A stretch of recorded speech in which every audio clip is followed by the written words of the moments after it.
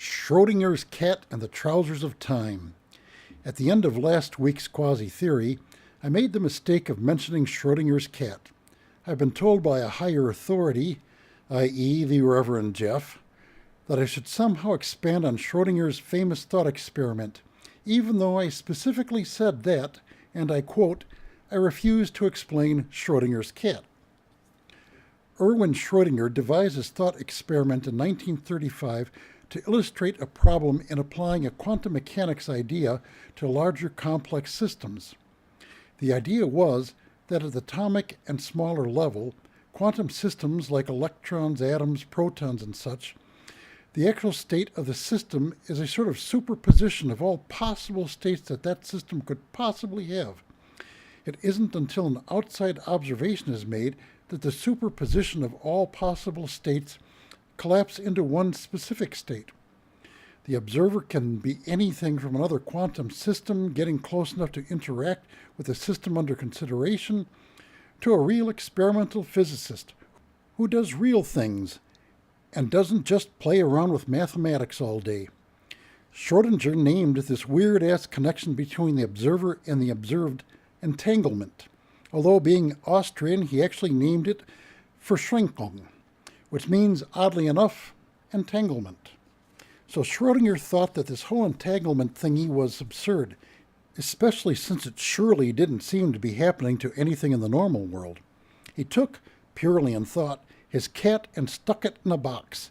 He put a mechanism in the box with the cat, presumably in a way that the cat couldn't play with it and thereby muck up the thought experiment. The mechanism had a bit of radioactive material, a Geiger counter, a trip hammer, and a vial of hydrocyanic acid. When the Geiger counter detects the decay of an atom of the radioactive material, it triggers the trip hammer to smash the vial.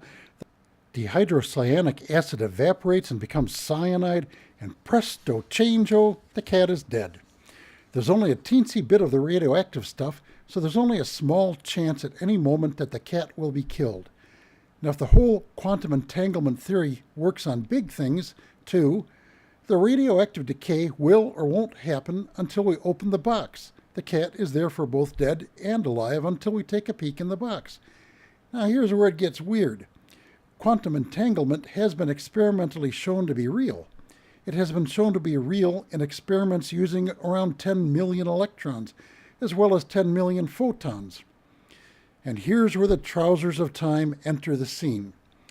We have all become familiar with the idea that at any given instant, when we make a decision to do one thing or another, our timeline splits, like the legs of a pair of pants, thereby producing an alternate universe. There's a timeline where we had chocolate instead of vanilla.